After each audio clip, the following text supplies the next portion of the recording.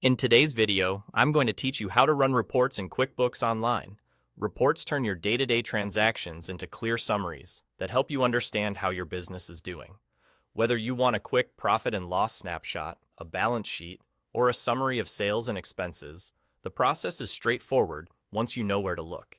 After you're in your QuickBooks Online company, head over to the left navigation panel and click Reports. This is your home base for finding and running the most commonly used financial reports. You'll land on the Standard Reports tab, which is where most people spend their time. This tab groups reports into logical categories and gives you a ready-made list of common reports and summaries you can use right away. Take a moment to scroll through the list so you can see what's available.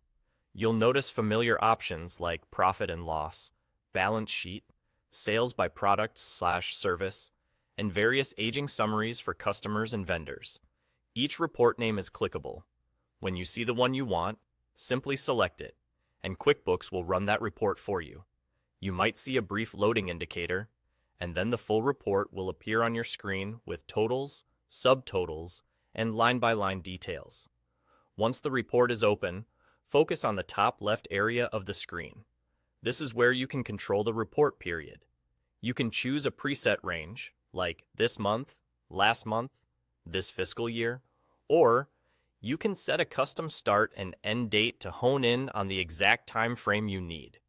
Adjusting the date range is often the quickest way to make the report more meaningful, especially if you want to compare recent performance or review a specific quarter. Also, on the top left, you can choose the accounting method, cash or accrual. This setting determines when income and expenses are recognized in the report. Cash means you see income when you receive the money and expenses when you pay them.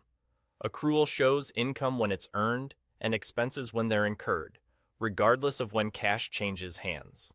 Pick the method that matches how you track finances or how your accountant prepares your books.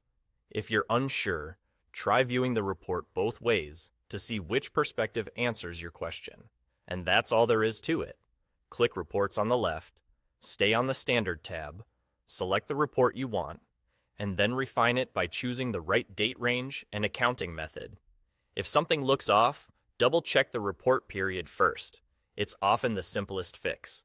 With these basics, you'll be able to run the reports you need with confidence.